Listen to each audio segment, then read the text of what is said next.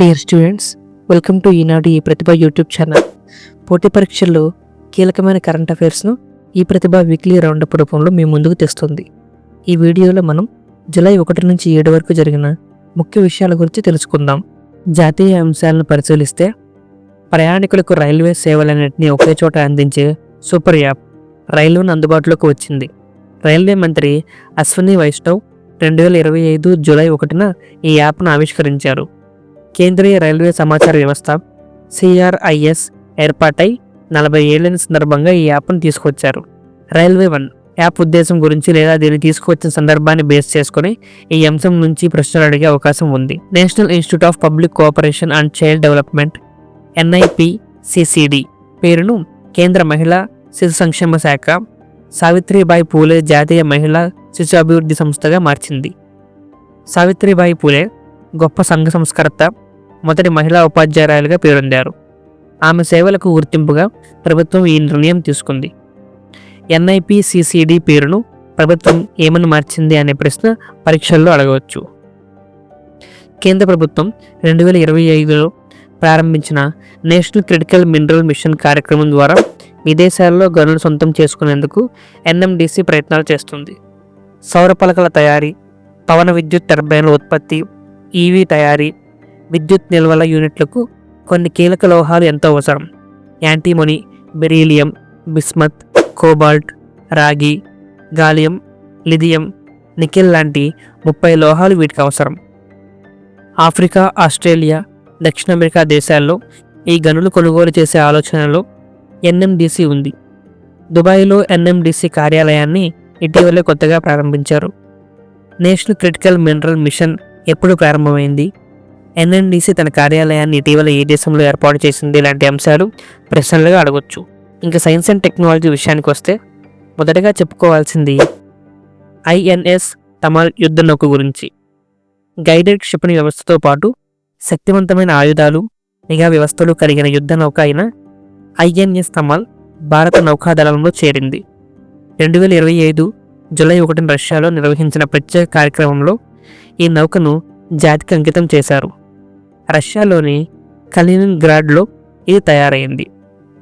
INS Tamal అనేది తుషూర్ తరగతికి చెందిన రెండో యుద్ధ నౌక. శ్రీకాకుళానికి చెందిన శ్రీధర్ తాత నౌకకు తొలి కెప్టెన్గా వ్యవహరిస్తున్నారు. INS తమాల్ను త్రివిధ దళాల్లో దేనికోసం రూపొందించారు లేదా దీన్ని ఏ దేశంలో తయారు చేశారు, ఇది ఏ తరగతికి చెందిన యుద్ధ నౌక, దీనికి తొలి కెప్టెన్గా వ్యవహరించిన తెలుగు వ్యక్తి ఎవరు అనే అంశాలపై ప్రశ్నలు అడగవచ్చు. మరో ముఖ్యమైన అంశం ఫోటానిక్ రాడార్. శత్రువుల గగనతల దాడి యత్నాలను మరింత ముందుగా విస్పష్టంగా పసిగట్టే కీలక టెక్నాలజీ అయిన ఫోటానిక్ రాడార్ను భారత్ తొలిసారిగా రూపొందించింది.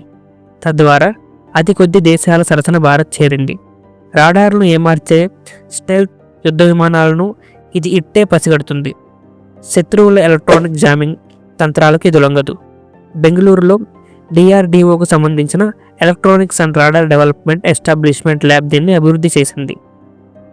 ప్రస్తుతం ఉపయోగిస్తున్న సైనిక రాడార్ వ్యవస్థలను 1940లో అభివృద్ధి చేశారు.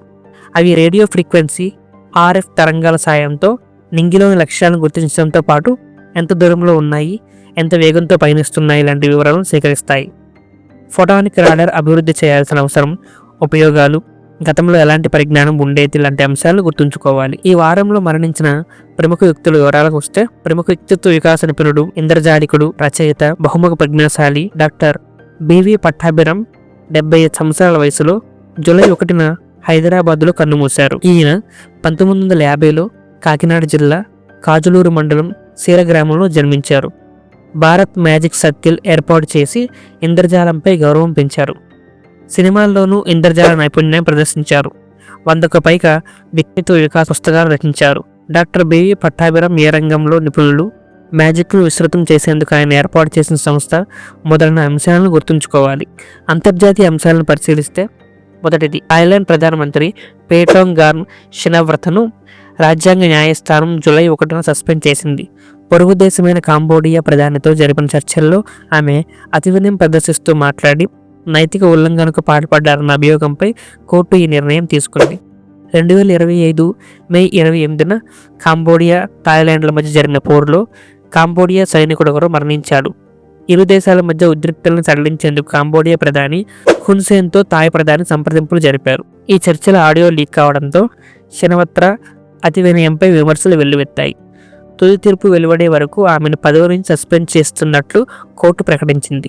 ఇటీవల కింది ఏ దేశ ప్రధానికి ఆ దేశ రాజ్యాంగ న్యాయస్థానం పదవి నుంచి సస్పెండ్ చేసింది, దానికి గల కారణాలు మొదలనే పోటీ పరీక్షలు, ఇంటర్వ్యూలలో అడిగే అవకాశం ఉంది. రెండవది, అమెరికా అధ్యక్షుడు డొనాల్డ్ ట్రంప్ రెండోసారి అధికారంలోకి వచ్చాక ప్రతిష్టాత్మకంగా భావించి తీసుకున్న బిగ్ బ్యూటిఫుల్ బిల్లు చట్టంగా మారింది. ఇప్పటికే కాంగ్రెస్లోని ఉభయ సభల ఆమోదం పొందిన ఈ బిల్లు దేశ స్వాతంత్ర దినోత్సవం రోజైన జూలై 4న అధ్యక్షుడి సంతకంతో చట్టరూపం సంతరించుకుంది. ట్రిలియన్ల కొద్ది డాలర్లు పన్ను మినహాయింపులతో పాటు $1.2 ట్రిలియన్ విలువైన మెడికేడ్ ఆహార కూపన్ల కోతకు ఉద్దేశించిన చట్టం ఇది. దీంతో పాటు వలస సేవల విభాగానికి ఇది మరిన్ని నిధులను అందించనుంది. కాంగ్రెస్ బడ్జెట్ కార్యాలయం అంచనాల ప్రకారం 10 ఏళ్లలో 3.3 ట్రిలియన్ల ద్రవ్యోల్బణం తీర్చనుంది. అదే సమయంలో 1.2 కోట్ల మంది ఆరోగ్య బీమాకు దూరమవుతారు. బిగ్ బ్యూటిఫుల్ బిల్లును ఏ దేశం తెచ్చింది, అందులోని ముఖ్యాంశాలు మొదలైన ప్రశ్నలుగా రావచ్చు. మూడవది, యునైటెడ్ అరబ్ ఎమిరేట్స్ UAE కొత్త రకం గోల్డెన్ వీసాను ప్రారంభించింది.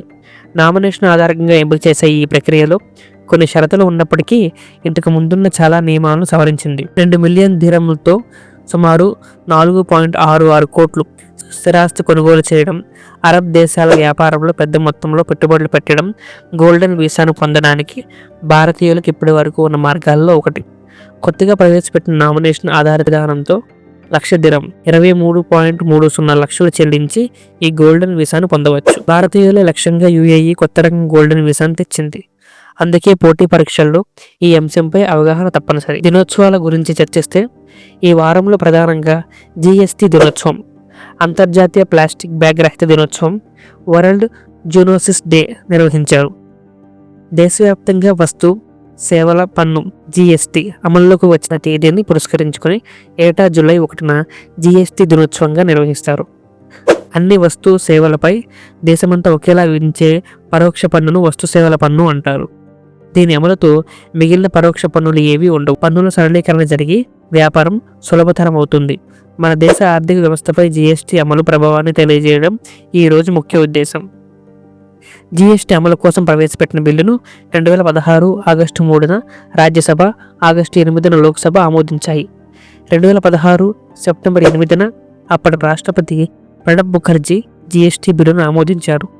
దీంతో 122వ రాజ్యాంగ సవరణ అమలులోకి వచ్చింది. 2016 నవంబర్లో జరిగిన GST కౌన్సిల్ 4వ సమావేశంలో పన్ను రేట్లను 0, 5, 12, 18, 28 శాతాలుగా స్లాబులను ఖరారు చేశారు. దీన్ని అమల్లోకి తెచ్చేందుకు 2017 జూన్ 30 అర్ధరాత్రి పార్లమెంట్ ప్రత్యేకంగా సమావేశమైంది.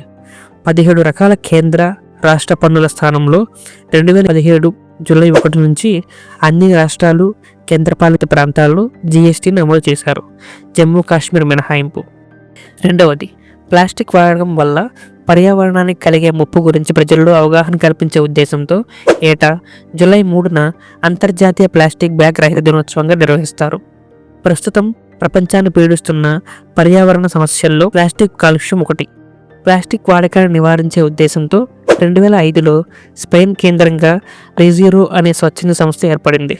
ముఖ్యంగా అక్కడి కటాలోనియా, బలరిక్ దీవులు ఈ వ్యర్థాలను బారిన పడకుండా అనేక చర్యలు చేపట్టింది. ప్లాస్టిక్ వల్ల కలిగే హానికర ప్రభావాల గురించి చెప్పడంతో పాటు పర్యావరణ అనుకూల ప్రత్యామ్నాయాలు వాడకాన్ని ప్రోత్సహించే ఉద్దేశంతో 2008 జూలై 3న మొదటిసారి ఈ సంస్థ అంతర్జాతీయ ప్లాస్టిక్ బ్యాగ్ రహిత దినోత్సవాన్ని నిర్వహించింది. తర్వాతి కాలంలో ప్రపంచ దేశాలు ఈ రోజును జరుపుకోవడం ప్రారంభించాయి. రిజిరోకు జీరో వేస్ట్ యూరప్లో సభ్యత్వం ఉంది. మూడవది, మానవులు, జంతువుల మధ్య సంక్రమించే జూనోటిక్ వ్యాధుల గురించి అవగాహన కల్పించే లక్ష్యంతో ఏటా జూలై 6న వరల్డ్ జూనోసిస్ డేగా నిర్వహిస్తారు. పూర్వం అడవి జంతువులను వేటాడి తినడం వల్ల మానవులకు జూనోటిక్ వ్యాధులు సంక్రమించగా ప్రస్తుతం కుక్క, పిల్లి, వివిధ పక్షులు మొదలైన వాటి మచ్చిక చేసుకొని పెంచడం వల్ల వాటి బారిన పడుతున్నారు. పెంపుడు జీవుల వల్ల మనుషులే కాదు, మానవుల కారణంగా అవి కూడా రోగాల బారిన పడుతున్నాయి. జూనోటిక్ వ్యాధుల నివారణ ధ్యేయంగా పరిశోధనలు ప్రోత్సహించడం, పెంపుడు జంతువులకు వ్యాక్సిన్లు వేయించేలా ప్రజలను చైతన్యపరచడం ఈ రోజు ముఖ్య ఉద్దేశం. ఫ్రెంచ్ జీవశాస్త్రవేత్త లూయిస్ పాస్చర్ 1885 జూలై 6న కుక్కకాటుకు గురైన జోసెఫ్ మిస్టర్ అనే బాలుడికి మొదటిసారి రేబిస్ టీకాను ఇచ్చారు. ఇది విజయవంతంగా ఆ వ్యాధిని నివారించగలిగింది. ఈ సంఘటన వైద్యశాస్త్రంలో ఒక ముఖ్య ఘట్టంగా నిలిచింది. ఈ విజయం ఇతర వ్యాక్సిన్ల అభివృద్ధికి ప్రేరణగా నిలిచింది. రేబిస్కు వ్యతిరేకంగా మొదటి టీకాను అందించిన గుర్తుగా వరల్డ్ జూనోసిస్ డేను 2007 జూలై 6న మొదటిసారి నిర్వహించారు.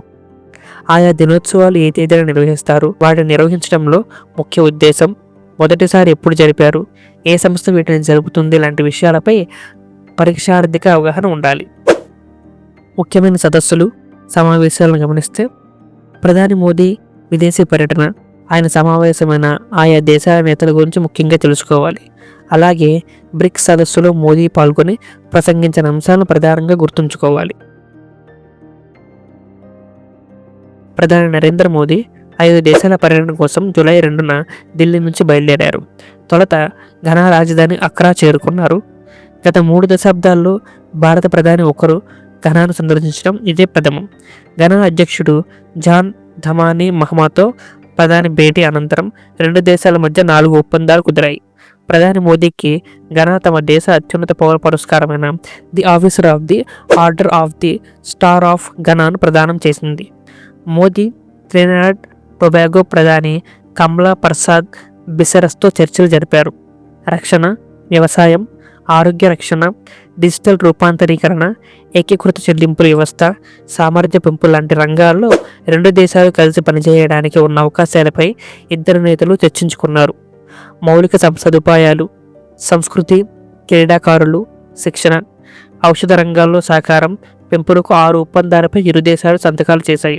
ట్రినిడాడ్ టొబాగో నుంచి అర్జెంటీనాకు చేరుకున్న మోదీ బ్యూనస్ ఎయిర్స్లో జాతీయ స్మారకం వద్ద నివాళులర్పించారు. తర్వాత ఆ దేశ అధ్యక్షుడు జేవియర్ మిల్లీతో ద్వైపాక్షిక చర్చలు జరిపారు. రక్షణ, వ్యవసాయం, గనుల తవ్వకం, ఇంధనం, వాణిజ్యం, పెట్టుబడులపై 6 ఒప్పందాలు ఖరారయ్యాయి. 57 ఏళ్ల తర్వాత భారత ప్రధాని అర్జెంటీనాలో పర్యటించడం ఇది తొలిసారి. బ్రెజిల్లోని రియో డి జనీరో నగరం వేదికగా జూలై 6న బ్రిక్స్ శిఖరాగ్ర సదస్సు ప్రారంభమైంది. ఇందులో ప్రధాని మోదీ పాల్గొని ప్రసంగించారు. అభివృద్ధి, వనరుల పంపిణీ, భద్రత సహా అన్నింటా ద్వంద్వ ప్రమాణాలకు దక్షిణార్ధగోళం గ్లోబల్ సౌత్ బాధితురాలని ఈ సందర్భంగా మోదీ పేర్కొన్నారు. 20వ శతాబ్దంలో ఏర్పాటైన అంతర్జాతీయ సంస్థల్లో ప్రపంచ జనాభాలో 3/2 మందికి సముచిత ప్రాతినిధ్యం లభించలేదని పేర్కొన్నారు. ఆర్థిక రంగాన్ని పరిశీలిస్తే భారతీయ పంచదార పరిశ్రమ 1.3 లక్షల కోట్ల స్థాయికి చేరిందని కేంద్ర ఆహార మంత్రి ప్రహ్లాద్ జోషి వెల్లడించారు. National federation of cooperative sugar factories limited నిర్వహించిన cooperative sugar industries conclave 2025 national efficiency award ceremony కార్యక్రమంలో పాల్గొన్న ఆయన ఈ విషయాన్ని వెల్లడించారు. దేశీయంగా ఇథనాల్ ఉత్పత్తి గత 11 ఏళ్లలో 2014 నుంచి 2025 4 రెట్లు పెరిగి వార్షికంగా 1810 కోట్ల లీటర్ల స్థాయికి చేరింది. పెట్రోల్లో ఇథనాల్ బ్లెండింగ్ 2013లో 1.53% కాగా ప్రస్తుతం 19% చేరింది. ఆర్థిక రంగానికి సంబంధించి ముఖ్యంగా గణాంకాలకు సంబంధించిన ప్రశ్నలు ఎక్కువగా అడుగుతారు. అందుకే వాటన్నిటిపై దృష్టి పెట్టడం అవసరం. ఈ వారం వార్తల్లో వ్యక్తులుగా నిలిచింది శుభ్మన్ గిల్, దీపికా పదుకోనే, ఆస్థా పూనియా. మొదటగా శుభ్మన్ గిల్ గురించి. ఇంగ్లాండ్లో జరిగిన టెస్టుల్లో డబుల్ సెంచరీ సాధించిన తొలి భారత ఆసియా కెప్టెన్గా శుభ్మన్ గిల్ రికార్డు సృష్టించాడు. 2025 జూలై 3న బర్కింగ్హామ్లో జరిగిన రెండవ టెస్టు రెండో రోజు 269 పరుగులు, 387 బంతుల్లో 30 ఫోర్లు, అలాగే 3 సిక్స్లు చేశాడు.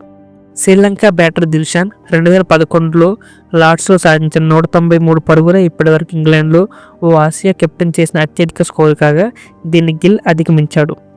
ద్విశతకం సాధించిన భారత్ కెప్టెన్గా అతడు పటౌడి, సునీల్ గవాస్కర్, సచిన్ టెండూల్కర్, ధోని, కోహ్లీల సరసన నిలిచాడు. కోహ్లీ కెప్టెన్గా రికార్డు స్థాయిలో 7 డబుల్ సెంచరీలు సాధించాడు.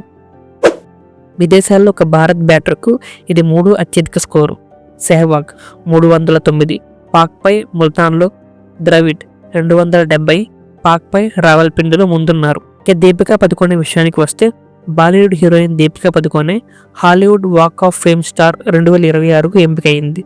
ఈ గౌరవాన్ని దక్కించుకున్న తొలి భారతీయ నటిగా రికార్డు సృష్టించింది. మోషన్ పిక్చర్స్ విభాగంలో ఆమె ఈ ఘనతను సొంతం చేసుకుంది. ఆసియా పూనియా నేవీ ఏవియేషన్లో దేశంలోనే తొలి మహిళా ఫైటర్ పైలట్గా నియమితులయ్యారు. భారత నౌకాదళంలో ఇప్పటికే మహిళా అధికారులు పైలట్లుగా సముద్ర నిఘా విమానాలు, హెలికాప్టర్లు విధులు నిర్వహిస్తున్నారు. అయితే నౌకాదళ యుద్ధ విమానాలు నడపనున్న తొలి మహిళగా ఆస్థా పుణ్య నిలిచారు.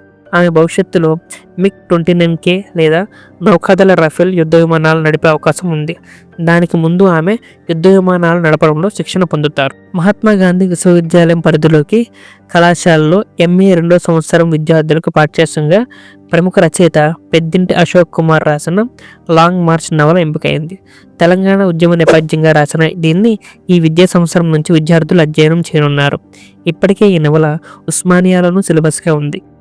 ఈ అంశం నుంచి ప్రధానంగా వారు ఏ కారణంగా వార్తల్లో వ్యక్తులుగా నిలిచారు, వారు నెలకొల్పిన రికార్డు, ఎవరిని అధిగమించి ఆ కీర్తి గడించారు లాంటి అంశాలపై ప్రశ్నలు వస్తాయి. వార్తల్లో ప్రదేశాల్లో ముఖ్యంగా చెప్పుకోవాల్సింది గుజరాత్లోని సూరత్. అక్కడ దేశంలోనే మొదటిసారిగా సోలార్ బస్ స్టేషన్ ఏర్పాటు చేశారు. ఇందులో roof top solar power plant, second life battery storage system ద్వారా బస్సులకు 24 గంటలు గ్రీన్ ఛార్జింగ్ సౌకర్యాన్ని అందుబాటులోకి తెచ్చారు. సూరత్ మున్సిపల్ కార్పొరేషన్ 1.60 కోట్ల వ్యయంతో అల్తాన్లో కొత్తగా ఈ స్మార్ట్ బస్ స్టేషన్ నిర్మించింది. ఏ కారణంగా ఆ ప్రదేశం వార్తల్లో నిలిచిందనే విషయాన్ని బేస్ చేసుకుని ప్రశ్నలు వస్తాయి. తెలంగాణను క్రీడల హబ్గా రూపొందించే లక్ష్యంతో రాష్ట్ర ప్రభుత్వం తెలంగాణ క్రీడా పాలసీ 2025 అమల్లోకి తీసుకొచ్చింది. దీనికి సంబంధించిన జీవోను జూలై 3న ప్రభుత్వ ప్రత్యేక ప్రధాన కార్యదర్శి జయేష్ రంజన్ జారీ చేశారు. స్పోర్ట్స్ పాలసీలో ప్రధానంగా 5 అంశాలపై ప్రభుత్వం దృష్టి సారించింది. ఇందులో భాగంగా క్రీడా పాలసీకి ప్రత్యేక పరిపాలనా వ్యవస్థను ఏర్పాటు చేసి స్పోర్ట్స్ ఎకోసిస్టమ్ను అభివృద్ధి చేశారు. క్రీడా రంగానికి కావాల్సిన మౌలిక వస్తువులు కల్పిస్తారు. క్రీడాకారులకు నైపుణ్యాభివృద్ధి, భవిష్యత్తుకు బాటలు వేస్తారు. అథ్లెట్ల అభివృద్ధికి దీర్ఘకాలిక ప్రణాళికలు రూపొందిస్తారు. రాష్ట్ర క్రీడా రంగానికి జాతీయ, అంతర్జాతీయ స్థాయిలో గుర్తింపును తీసుకొస్తారు. ఈ అంశం నుంచి ప్రధానంగా పాలసీ ముఖ్య ఉద్దేశం, ఎన్ని అంశాలపై దృష్టి సారించారు లాంటి ప్రశ్నలుగా అడిగే అవకాశం ఉంది. ఇంకా నివేదికలు, సర్వేలు పరిశీలిస్తే మొదటగా క్రొయేషియా ప్రధాన కేంద్రంగా కార్యకలాపాలు సాగించే ప్రఖ్యాత ప్రైవేట్ ట్రావెల్ గైడ్ సంస్థ టేస్ట్ అట్లాస్ ప్రపంచవ్యాప్తంగా ఉత్తమ ఆహారం లభించే 100 దేశాలతో ఒక జాబితాను తయారు చేసింది. ఇందులో భారత్కు 12వ స్థానం లభించింది. ఈ జాబితాలో గ్రీస్ మొదటి స్థానంలో నిలవగా అమెరికా 13వ ర్యాంకులో ఉంది. ఉత్తమ ఆహారం లభించే నగర జాబితాలో ముంబై 5వ స్థానంలో ఉంది. వడాపావ్, పావుబాజీ లాంటి ముంబై వంటకాలకు అధిక రేటింగ్లు వచ్చాయని టేస్ట్ అట్లాస్ చెబుతోంది. ఢిల్లీ 45వ స్థానం, హైదరాబాద్ 50వ స్థానంలో ఉన్నాయి. హైదరాబాద్ బిర్యానీకి అధిక రేటింగ్స్ వచ్చాయి. చెన్నై 75వ స్థానంలో ఉంది. ఇక్కడి దోశ, ఇడ్లీ, చెట్టునాడు కూర లాంటి రకాలకు అధిక రేటింగ్స్ లభించాయి. ఆర్థిక సమానత్వంలో భారత్ ప్రపంచంలోనే 4వ స్థానంలో ఉన్నట్టు ప్రపంచ బ్యాంక్ నివేదిక వెల్లడించింది. 2011-12లో దేశంలో అత్యంత పేదరికం 16.2% ఉండగా 2022-23 నాటికి 2.3% పరిమితమైందని తాజా నివేదికలో వెల్లడించింది. గత దశాబ్ద కాలంగా ప్రభుత్వం చేపట్టిన సంక్షేమ కార్యక్రమాలు, పథకాలు సక్రమ అమలు వల్లే దేశంలో అసమానతలు తగ్గినట్లు వివరించింది. ఉత్తమ జీనీ ఇండెక్స్ స్కోర్ ఆధారంగా సమానత్వాన్ని లెక్కించింది. ఈ జాబితాలో స్లోవక్ రిపబ్లిక్, స్లోవేనియా, బెలారస్ తొలి 3 స్థానాల్లో నిలిచాయి. చైనా, అమెరికా, యూకే కంటే భారత్ మెరుగుపడి 4వ స్థానంలో ఉంది. భారత జీనీ ఇండెక్స్ 25.5గా నమోదైంది. ఒక దేశంలో కుటుంబాలు లేదా వ్యక్తుల మధ్య ఆదాయం, సంపద లేదా వినియోగం సమానంగా ఎలా పంపిణీ అవుతుందో అర్థం చేసుకునేందుకు జీనీ ఇండెక్స్ సహాయపడుతుంది. దీని విలువ 0-100 శ్రేణిలో ఉంటుంది. జీనీ ఇండెక్స్ స్కోర్ 0 ఉంటే ఖచ్చితమైన సమానత్వం ఉన్నట్లుగా పరిగణిస్తారు. 100 ఉంటే అందరి బదులు ఒకే వ్యక్తి వద్ద సంపద అంతా పోగిపడినట్టు పరిగణిస్తారు. చైనా స్కోరు 35.7, అమెరికా స్కోరు 41.8గా ఉన్నాయి. ఈ విభాగం నుంచి ప్రధానంగా ఆయా నివేదికలు జారీ చేసిన సంస్థల వివరాలు, భారత్ కేంద్రంగా అందులో పేర్కొన్న విషయాలు, మొదటి స్థానంలో ఉన్న సంస్థలు, దేశాలు మొదలైన వాటిపై అవగాహన పెంచుకోవాలి. ఈ వారంలో ప్రధానంగా చేసిన ప్రముఖ పురస్కారాలు పరిశీలిస్తే మొదటిది ట్రినిడాడ్ అండ్ టొబాగో దేశ అత్యున్నత పౌర పురస్కారమైన the order of the republic of Trinidad and టొబాగోను ఆ దేశ అధ్యక్షురాలు క్రిస్టియన్ కర్లా కంగోలు జూలై 4న ప్రధాని మోదీకి ప్రదానం చేశారు. ఈ పురస్కారాన్ని దక్కించుకున్న తొలి విదేశీ నేత మోదీ. ఆయన అందుకున్న 25వ అంతర్జాతీయ అవార్డు ఇది. విదేశీ పర్యటనలో భాగంగా మోదీ కరేబియన్ దేశమైన ట్రినిడాడ్ అండ్ టొబాగో చేరుకొని ఆ దేశంలోని భారత సంతతి ప్రజలతో ఆత్మీయ సమావేశంలో ప్రసంగించారు. రెండవది, ఈసా ఫౌండేషన్ వ్యవస్థాపకుడు సద్గురు జగ్గి వాసుదేవ్ బ్లూ టంగ్ పురస్కారం అందుకున్నారు. జర్మనీ కేంద్రంగా పనిచేస్తున్న గ్రేటర్ సంస్థ ప్రపంచవ్యాప్తంగా యువతలో ఆత్మవిశ్వాసాన్ని పెంపొందించే కార్యక్రమాలు నిర్వహించడంతో పాటు అంతర్జాతీయ స్థాయిలో ప్రజల్ని ప్రభావితం చేయగలిగిన వ్యక్తులకు ఏటా బ్లూ టంగ్ పురస్కారంతో గౌరవిస్తోంది. జర్మనీలో కొలోన్ నగరంలో ఇటీవల జరిగిన కార్యక్రమంలో సద్గురుకు ఈ పురస్కారాన్ని ప్రదానం చేసింది. మూడవది, భారత ప్రభుత్వ చేనేత జౌళి మంత్రిత్వ శాఖ 2025 జూలై 7న జాతీయ చేనేత పురస్కారాలు 2024 ప్రకటించింది. తెలంగాణలోని యాదాద్రి భువనగిరి జిల్లా సంస్థ నారాయణపురం మండలం పుట్టపాకకు చెందిన ఇద్దరు ఈ అవార్డుకు ఎంపికయ్యారు. గజం నర్మదా అనే మహిళను మార్కెటింగ్ విభాగంలో, గూడ పవన్ను యువ చేనేత విభాగంలోనూ ఎంపిక చేశారు. దేశవ్యాప్తంగా 19 మంది ఎంపికవగా రాష్ట్రం నుంచి 2 పురస్కారాలు దక్కాయి. వీరికి ఆగస్టు 7న జాతీయ చేనేత దినోత్సవం సందర్భంగా రాష్ట్రపతి ద్రౌపది ముర్ము పురస్కారాలు ప్రదానం చేయనున్నారు. ప్రధానంగా ఆయా పురస్కారాల వివరాలు, వాటిని జారీ చేసే సంస్థలు, ఎక్కడ, ఎవరు ప్రదానం చేశారు లాంటి విషయాలపై అవగాహన పెంచుకోవాలి. ఈ వారంలో జరిగిన ముఖ్య నియామకాలను పరిశీలిస్తే అంతర్జాతీయ క్రికెట్ కౌన్సిల్ ICC CEOగా భారత్కు చెందిన సంజోగ్ గుప్తా నియమితుడయ్యాడు. ఆస్ట్రేలియాకు చెందిన జెఫ్ అలర్డైస్ స్థానంలో ఈ నియామకం జరిగింది. సంజోగ్ ICC 7వ CEO అవుతాడు. గతంలో ఆస్ట్రేలియాకు చెందిన డేవిడ్ రిచర్స్, మాల్కమ్ స్పిట్, అలర్డైస్ దక్షిణాఫ్రికా నుంచి డేవిడ్ రిచర్డ్సన్, హరోన్ లోర్గాత్, భారత్కు చెందిన మను సాహ్నే ICC CEOగా బాధ్యతలు నిర్వర్తించారు. ICC CEOగా ఇటీవల ఎవరు నియమితులయ్యారు అనే విషయంపై ప్రశ్నగా అడగవచ్చు. ఆంధ్రప్రదేశ్ రాష్ట్రం విషయానికి వస్తే అంతరిక్ష పరిశోధన రంగంలో పెట్టుబడుల ఆకర్షణ లక్ష్యంగా ఆంధ్రప్రదేశ్ ప్రభుత్వం ఏపీ స్పేస్ పాలసీ 4.0ను రూపొందించింది. 2024-29 మధ్య పెట్టుబడులు పెట్టే సంస్థలను పాలసీ నిబంధనలు వర్తిస్తాయని, రాబోయే 10 ఏళ్లలో 25,000 కోట్ల పెట్టుబడులు వస్తాయని, ప్రత్యక్షంగా పరోక్షంగా 35,000 మందికి ఉపాధి లభిస్తుందని ప్రభుత్వం పేర్కొంది. అంతరిక్ష పరిశోధన, సాంకేతిక అభివృద్ధి, తయారీ, లాంచ్ సేవల పరంగా రాష్ట్రాన్ని హబ్గా తీర్చిదిద్దాలన్నది ఈ పాలసీ ఉద్దేశంగా పేర్కొంది. లేపాక్షి, తిరుపతిలో స్పేస్ సిటీల అభివృద్ధికి ఏపీ స్పేస్ సిటీ కార్పొరేషన్ పేరిట స్పెషల్ పర్పస్ వెహికల్ SPVను ఏర్పాటు చేయాలని నిర్ణయించింది. స్పేస్ పాలసీ ముఖ్య ఉద్దేశం ఏ కాలానికి దీన్ని తీసుకువచ్చారు, పెట్టుబడులు, ఉపాధి లక్ష్యాలు మొదలైనవి ప్రశ్నల రూపంలో అడిగే అవకాశం ఉంది.